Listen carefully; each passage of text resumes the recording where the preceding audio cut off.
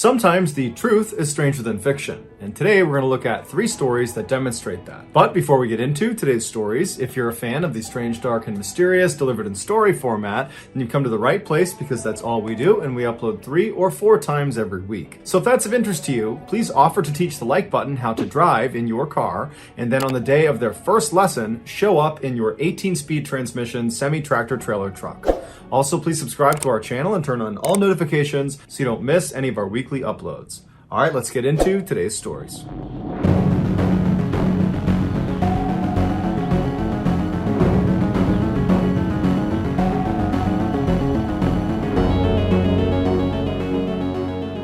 Just after midnight on June 22nd, 1991, Charles Holden was on his way home from work when he decided to stop at a fast food restaurant near his house in Harrington, Delaware. After grabbing a quick bite to eat, Charles left the store and got back in his truck. He turned it on and he was about to drive out of the lot when he stopped because there was this man running towards him, waving, trying to flag him down. So Charles put his truck back in park and he rolled his window down to see what this guy wanted. And when this stranger got close enough, he told Charles that his sister was having a baby and he needed a ride to the hospital, which was about 20 minutes away. Charles couldn't tell if this guy was lying. It was super late. He didn't know this guy, and he just had a bad feeling about him. And so he told him, "No, I'm sorry. It's too late. I gotta get home. It's too far out of the way." The stranger immediately looked dejected and turned around and started walking away. And as Charles was watching him go, he felt bad and said, "You know what? Hey, come back here. I'll give you a ride part of the way there." And so the stranger smiled, hopped in his passenger seat, and they took off. Charles drove him approximately 3 miles in the direction he had asked to go before pulling over on the side of the road and telling him, "This is as far as I'm going to take you." Charles lived only about a block away, and he didn't want to drive too far away from home so late at night. But the stranger, upon hearing he was being let out so soon, suddenly became angry and began fumbling in his pocket like he was going to get a knife or some sort of weapon, and he starts screaming at Charles, "Hand over your keys, hand over your wallet, or I'm going to kill you." Charles, meanwhile, was on edge, just being in the car with this guy because he had a bad feeling about him, and so he immediately jumped into action. He turned off his truck, he ripped the keys out of the ignition, and he leapt out of his truck and started running. Charles saw way off in the distance was a convenience store, and he figured he could run to there and get some help. But as he's running, he turns around and sees the stranger has also leapt out of the car and was now sprinting up to him with a screwdriver in his hand. And this stranger was running really fast. He was gaining on Charles, and soon Charles realized he wasn't going to make it to the convenience store before this guy caught up to him.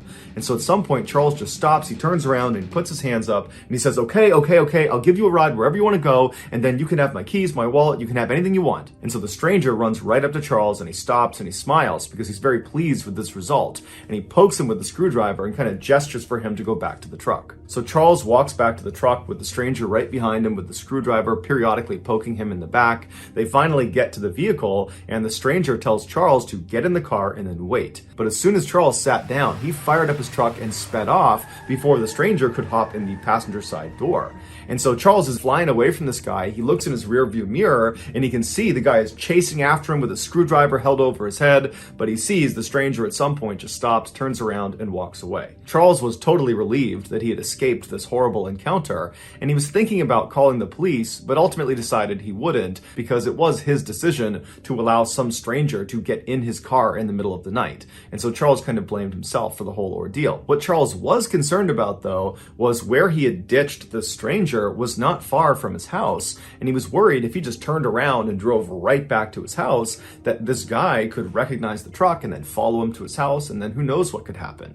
And so Charles decides he's just going to stay outside of town and drive around for a while to make sure this stranger is long gone by the time he comes back. So after about an hour of doing just that, driving around outside of town, Charles goes back into Harrington, Delaware, and he gets on his street, and he's shocked when he sees the stranger who had just tried to kill him is walking down the road right in front of him. But luckily, the stranger did not hear or see Charles pull onto his street, and so Charles immediately throws it in reverse and he gets out of there and he drives off. At this point, Charles decides he needs to tell police because he doesn't know if this stranger actually knows him and that maybe he's targeting him and he's waiting for him at his property. And so he calls 911 and he tells the dispatcher about what had happened earlier and how this guy is now lurking around his property. And the dispatcher tells him they'll send an officer out to him. And so a few minutes later, an officer showed up at the payphone where Charles was, and they told Charles they would escort him back to his property, and if the stranger was still out in the area, they would arrest him.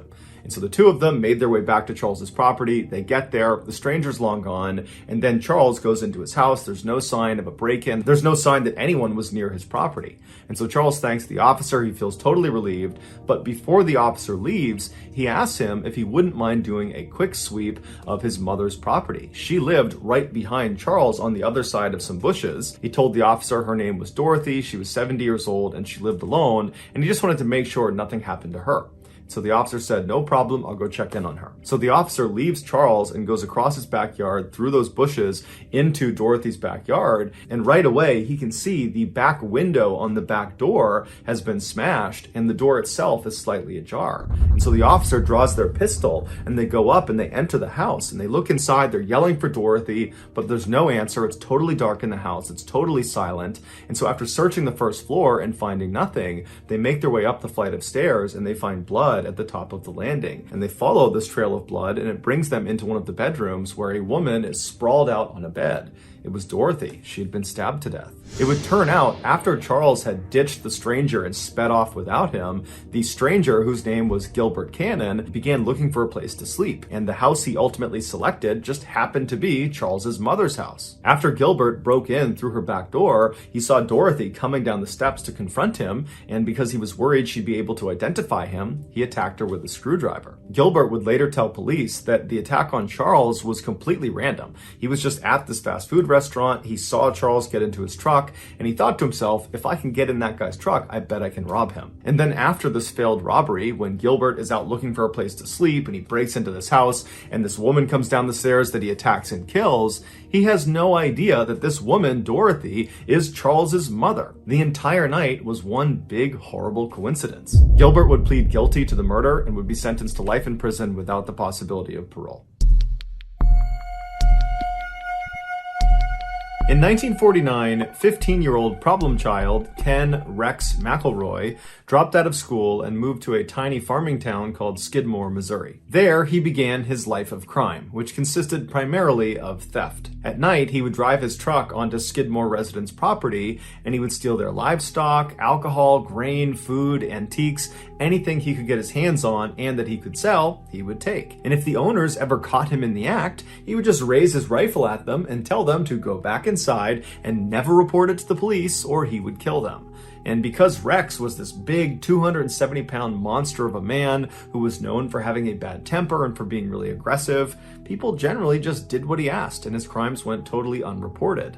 In the rare instances that victims would report Rex's crimes to police, Rex would begin intimidating them and their family by staking out their houses at all hours of the night, or he would just walk directly up to these victims and he would say, "I will kill you if you testify against me." And if none of those tactics worked, Rex used some of his illegal money to hire one of the very best defense lawyers in the entire state, a lawyer who had famously represented the mob, and he would step in and get Rex off of virtually any charge, including the time Rex actually did shoot one of the owners who caught him in the act. Over the years, Rex would use these fear and intimidation tactics not just to make money, but also to prey on young women and girls. In the 1970s, when Rex was in his 40s, he began stalking a local Skidmore girl who was 12 years old named Trina. After assaulting her dozens of times, Rex learned her family was going to be pressing charges against him. So Rex burned down Trina's family's house and killed the family dog,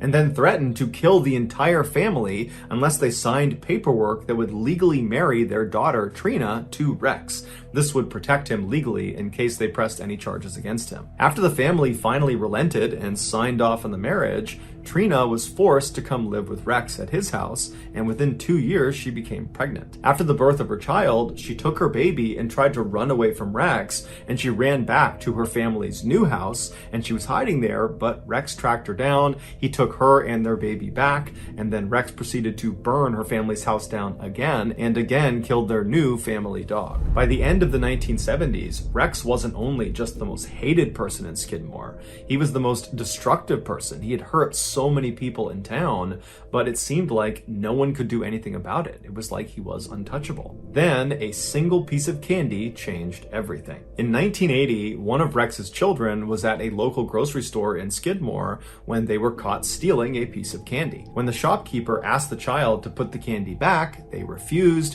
and it caused this huge fight. And before long, Rex has found out about this huge fight, and Rex, instead of being upset with his child for stealing, he becomes enraged that the shopkeeper had the audacity to accuse his child of a crime. And so Rex began stalking the owner of the store, a 70-year-old man named Bo, along with the rest of Bo's family. At all hours of the night, Rex would just show up in front of their house with a gun slung across his lap, and he would fire shots into the air. And then during the day, he would walk right up to Bo and he would tell him, "I'm going to kill you." And so Bo and his family knew it was only a matter of time before Rex did become violent, and they were right. In July of that year, Rex showed up at Bo's grocery store with a shotgun in hand, and Bo, who was in the back of the shop loading groceries through the back door, he turns around and he sees Rex walking up to him. They have this heated confrontation where at some point Rex just raises a shotgun and he fires a shot into Bo's neck. Bo was gravely wounded, but he would survive, and Rex would actually get arrested and would be charged with attempted murder.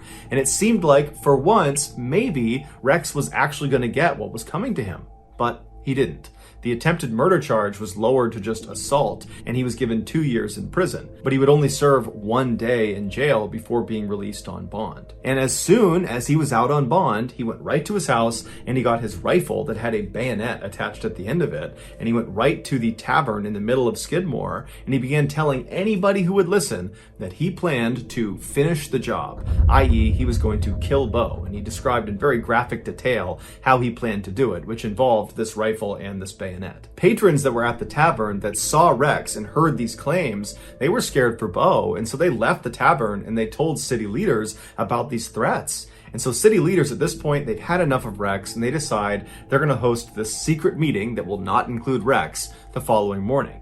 So the next morning comes around, and all these angry residents, they come to this meeting and they begin discussing, how are we going to handle Rex? We can't use police. We can't use politicians. Nothing can be done. So what are we going to do? How are we going to put an end to his reign of terror? And after a while, they came up with a plan. And after the meeting was done, everybody left the town hall, they got their guns, and they made their way over to the tavern where Rex was seen earlier that morning. About 40 of these armed men surrounded the outside of this tavern, and once they were all in place, another smaller group of men that were all armed walked inside the tavern, and they saw Rex sitting at the bar with Trina sitting right next to him. And so these men, they walk up right behind Rex, uncomfortably close, right behind him, and they just stand there with their guns looking at him. And at some point, Rex turns around and sees them, and he's about to lash out and start fighting them, but he realizes he's totally outnumbered, and these men that are standing all around him, they look like they mean business. And so he stands up, he grabs Trina, and he brushes past them, trying to act tough, and he walks out of the tavern. When he gets outside, he's taken aback at this additional group of armed men, which is much larger, who are all standing there just looking in at him. And so Rex at this point becomes visibly frightened, but he grabs Trina and he calmly walks out to his truck, which is parked a little ways out in front of the tavern. He gets in the driver's side, she hops in the passenger side, and Rex lights a cigarette up, he turns on his truck, and he's about to try to drive away when a gunshot rings out, and Rex immediately slumps forward onto his wheel. One of the Skidmore residents runs up to the truck, they open up the passenger side, and they grabbed Trina, who was unhurt, pulled her out, and rushed her to safety. Once she was clear, the other residents with their guns just moved in on the truck, and for 20 seconds they opened fire on Rex. After the shooting was over, nobody called an ambulance. Everyone just stood there and watched as the town bully died. In all, there were 46 witnesses that were there when Rex was murdered, but they all said they had either not seen the shooting or they didn't know who the shooter was. And despite a lengthy federal investigation, none of the witnesses ever changed their stories. And so as a result, no one was ever charged with Rex's murder. Years later, a Skidmore resident, when asked what happened here, they just said, "That man needed a killing." On the morning of March 18th, 1990, a young woman named Karen parked her car just outside of the Isabella Stewart Gardner Museum in Boston, Massachusetts. This famous museum is home to over 15,000 pieces of priceless art from ancient Rome, medieval Europe, Renaissance Italy, Asia, the Islamic world, and 19th century France and America. The outside of this four-story building is strikingly plain, but inside is strikingly gorgeous. There is this lush green open-air courtyard that sits right in the middle of the museum that all of the galleries look down into. Karen was an art enthusiast, and she was a security guard at this museum, and that day she was on duty. After parking her car, she got out and walked her way over to the employee entrance, and there she pressed the buzzer and announced her arrival to the two night shift guards that she would be relieving. But after a few seconds, the night shift guards did not respond to her, and they did not unlock the door. And so after a little while, Karen pressed the buzzer again and said, "I'm here, can you please open the door?"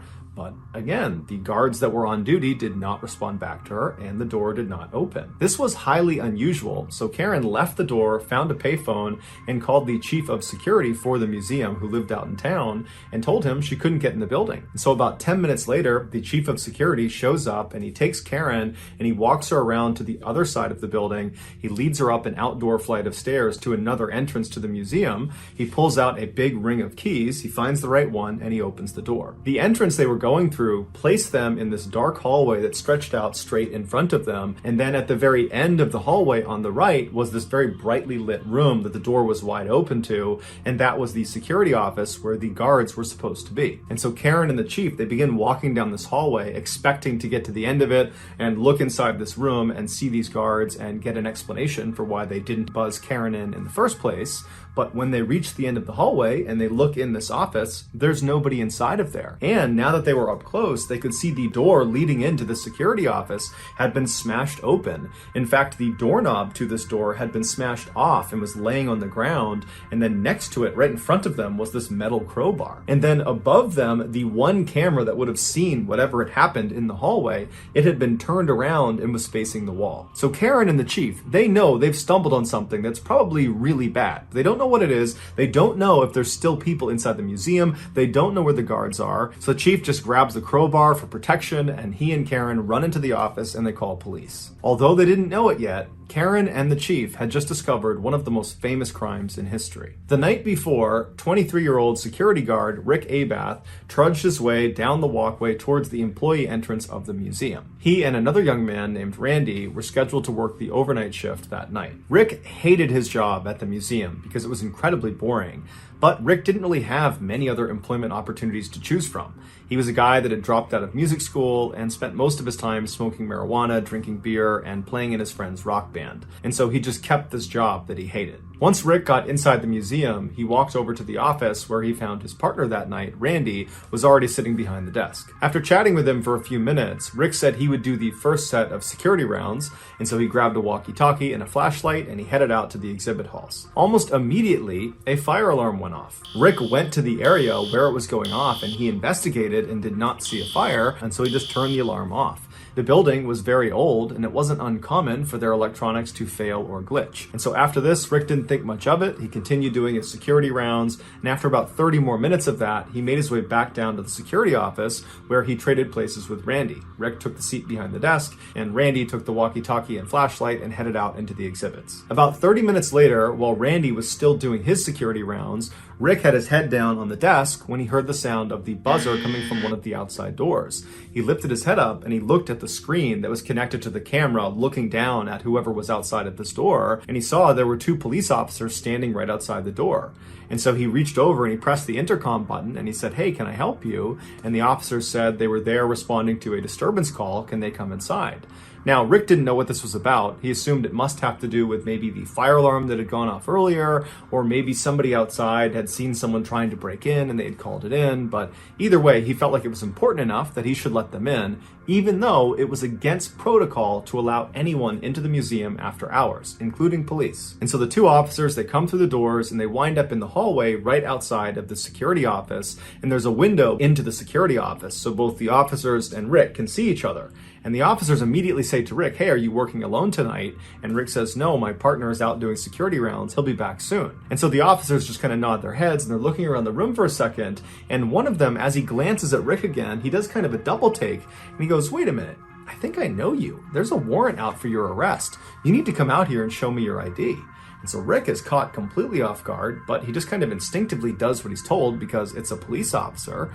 And so Rick stands up, he walks out of the office, he goes out into the hallway, and as he's about to present his ID to the inquiring officer, the officer just grabs him, pushes him up against the wall, and handcuffs him.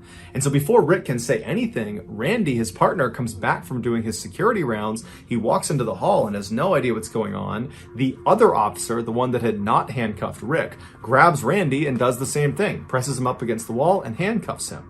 And so as Randy and Rick are standing there up against the wall with their hands behind their back, they're looking at each other, they're looking around thinking, what's going on here? And at some point, Randy just blurts out, why are we being arrested? And that's when one of the officers just says, oh, you're not being arrested. You're being robbed. Rick and Randy were led by the imposter cops down into the basement of this building where they were bound and gagged with duct tape. And then these two thieves proceeded to spend the next 81 minutes walking all around the museum, ultimately stealing 13 pieces of art before destroying the security footage and then fleeing the building. Rick and Randy were discovered unhurt later that morning by police, still tied up in the basement. Despite dozens of suspects, numerous viable theories, and a massive monetary reward, these two art thieves were never caught and remain at large today. As for the 13 pieces of stolen art, one of which includes the extremely rare Rembrandt painting called The Storm on the Sea of Galilee, which is his only seascape in existence, they are still unaccounted for. And combined, they are worth a staggering $500 million.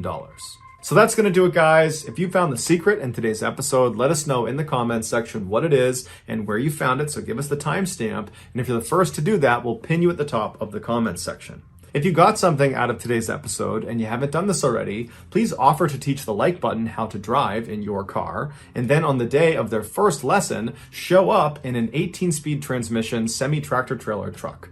Also, please subscribe to our channel and turn on all notifications so you don't miss any of our weekly 3 or 4 video uploads. If you want to get in touch with me, you can direct message me on Instagram or on Twitter. My username for both platforms is the same. It's JohnBallen416. I also have a ton of content over on TikTok where my username is MrBallen. I also have a second YouTube channel called MrBallen Shorts where I post random short videos and lost episodes. If you have a story suggestion, please submit it to our subreddit just called MrBallen. It's linked in the description below. So whether I see you on Twitter, Instagram, TikTok, Reddit, YouTube, or some combination, just know that I really appreciate your support. And until next time, that's going to do it. See ya.